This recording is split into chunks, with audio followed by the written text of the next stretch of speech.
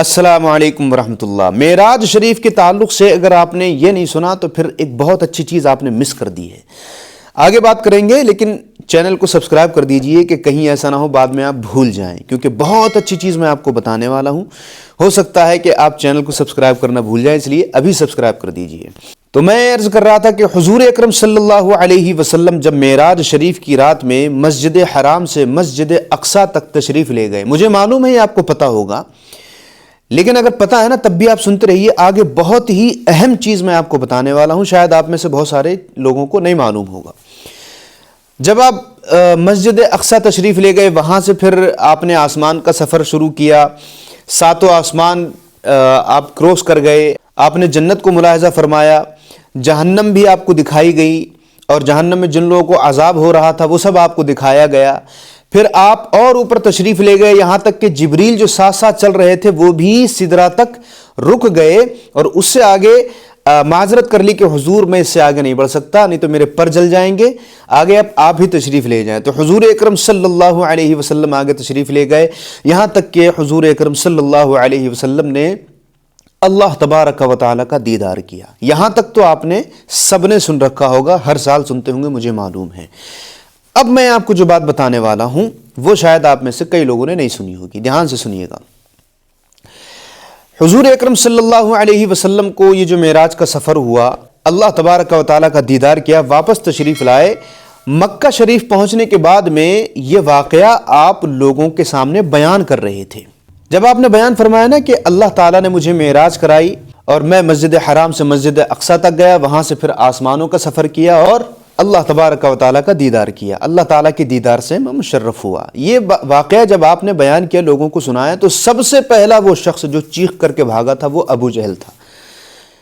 کیونکہ وہ بہت سخت، بہت بڑا بدبخت کافر تھا۔ سب سے پہلے اس نے انکار کیا، وہ اٹھ کے بھاگ گیا، بولا کہ یہ کیسے ہو سکتا ہے، کیونکہ اس زمانے میں بھئی آج کل تو راکٹ بھی ہے، ہوائی جہاز ہے، اور لوگ چاند تک سفر کی باتیں کرتے ہیں، اس زمانے میں ایسا کچھ نہیں تھا۔ جو سب سے تیز سواری تھی اس وقت آپ کہہ لیجئے وہ گھوڑا تھا، یا یہ ہے کہ لوگ زیادہ سفر کرتے تھے، اونٹ سے سفر کرتے تھے۔ تو اس نے انکار کیا، اور اس نے اپنے ذہن میں یہ سوچا کہ یہ واقعہ بہت اچھا مل گیا ہے لوگوں کا ذہن خراب کرنے کے لیے، کیونکہ اس کو معلوم تھا کہ بہت سارے لوگ ایمان لا رہے ہیں، تو اس نے کہا کہ یہ اچھا واقعہ ہے، یہ میں لوگوں کے سامنے بیان کروں گا تو جو لوگ ایمان لانے والے بھی ہیں نا تو شاید وہ بھی انکار کر دیں گے، کیونکہ کوئی شخص اس بات پر یقین ہی نہیں کرے گا۔ لیکن اللہ تبارک و تعالیٰ کا کرنا دیکھیں کہ سب سے پہلی جو ملاقات ہوئی نا ابو جہل کی، وہ حضرت ابو بکر رضی اللہ تعالیٰ عنہ سے ہوئی تھی۔ حضرت ابو بکر صدیق رضی اللہ تعالیٰ عنہ، آپ اس وقت تک صدیق نہیں بنے تھے، یعنی یہ لقب آپ کو نہیں ملا تھا، اب بنیں گے صدیق۔ تو سب سے پہلے جب حضرت ابو بکر سے ملاقات ہوئی تو اس نے سوچا کہ یہ تو بڑا اچھا ہوا کہ یہ تو بہت قریب ہیں ان کو اگر میں بتاؤں گا یہ بھی انکار کر دیں گے، یہ بھی نہیں مانیں گے، اور یہ محمد صلی اللہ علیہ وسلم سے دور اختیار کر لیں گے۔ تو اس نے کہا کہ ارے سنیے، مکہ میں ایک شخص یہ کہہ رہا ہے کہ ایک رات میں وہ مسجد حرام سے مسجد اقصیٰ تک گیا، ایک شخص یہ دعویٰ کر رہا ہے ایک رات میں۔ حضرت ابو بکر نے کہا کہ ایک رات میں یہ کیسے پوسیبل ہو سکتا ہے، کیونکہ آپ جانتے تھے کہ بھئی کتنی بھی تیز سواری اختیار کرے گا انسان تو گھوڑے سے بھی اگر جائے گا تب بھی نہیں پہنچ پائے گا ایک رات میں۔ تو کہا کہ کون کہہ رہا ہے، ایسا تو ہو ہی نہیں سکتا۔ ابو جہل یہ بات سن کر کے بہت زور زور سے ہنسنے لگا۔ حضرت ابو بکر صدیق رضی اللہ تعالیٰ عنہ کو تھوڑا شک ہوا، آپ نے فرمایا کہ کہہ کون رہا ہے، تو ہنسنے لگا اور بولا کہ ارے انہوں نے تو اور بھی کچھ کہا ہے۔ تو کہا نہیں پہلے یہ بتاؤ کہ کہا کس نے ہے۔ تو کہا کہ جو تمہارے سب سے زیادہ قریبی ہیں نا، جن کو تم اپنا دوست کہتے ہو، جن کے تم بہت زیادہ قریب ہو، محمد صلی اللہ علیہ وسلم، انہوں نے یہ بیان کیا ہے۔ اب حضرت ابو بکر کا جواب سنیں، انشاءاللہ آپ کا ایمان تازہ ہو جائے گا۔ حضرت ابو بکر صدیق رضی اللہ تعالی عنہ نے فرمایا، ارے سن، تو صرف مسجد حرام سے مسجد اقصیٰ تک کی بات کر رہا ہے، اگر محمد صلی اللہ تعالی علیہ وسلم مسجد حرام سے مسجد اقصیٰ تک ہی نہیں بلکہ ساتوں آسمان سے پار جانے کی بھی بات کہیں گے نا تو میں ان کی بات مان لوں گا، کیونکہ وہ صادق و امین ہیں، پوری دنیا ان کو صادق و امین کہتی ہے، وہ کبھی بھی جھوٹ نہیں بول سکتے۔ اگر وہ یہ کہیں گے کہ میں 7 آسمانوں کے پار گیا تھا تب بھی میں ان کی بات ماننے کے لیے تیار ہوں۔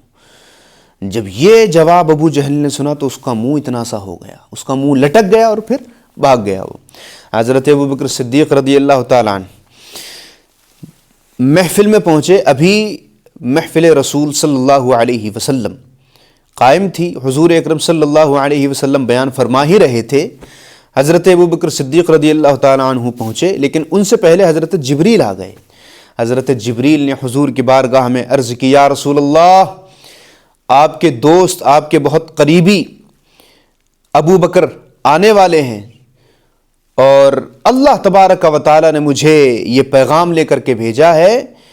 کہ اللہ تبارک و تعالی ابو بکر کو صدیق کے لقب سے یاد فرما رہا ہے۔ سبحان اللہ، اس طرح سے لقب حضرت ابو بکر کو صدیق کا ملا۔ تو صدیق کا لقب کسی ایرے غیرے نتھو خیرے نے نہیں دیا ہے، بلکہ صدیق کا لقب کسی کے باپ نے نہیں بلکہ اللہ پاک نے دیا ہے۔ اللہ پاک جس کو صدیق کہہ دے پھر اس کی صداقت میں کس کو شک ہوگا۔ بہت سارے لوگ جو حضرت ابوبکر صدیق رضی اللہ تعالیٰ عنہ کے شان میں گستاخیاں کرتے پھرتے ہیں، وہ اس واقعے سے عبرت حاصل کریں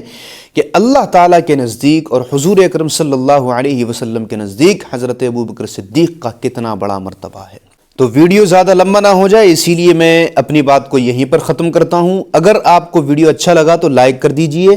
اور اگر آپ کو اس طرح کا بیان اچھا لگتا ہے تو کمنٹ میں ضرور مینشن کیجئے گا، انشاءاللہ میں اور ویڈیوز اسی طرح سے بیان کر کے اپلوڈ کر دیا کروں گا۔ یہ ویڈیو اگر آپ کو اچھی لگی ہے تو لائک کر کے آگے شیئر ضرور کر دیجئے گا، تاکہ اور لوگوں تک بھی ویڈیو پہنچ پائے اور لوگ بھی یہ بیان سن لیں، اور چینل کو ضرور سبسکرائب کر دیجئے گا۔ پھر ملتے ہیں ایک نئی اپڈیٹ میں۔ السلام علیکم۔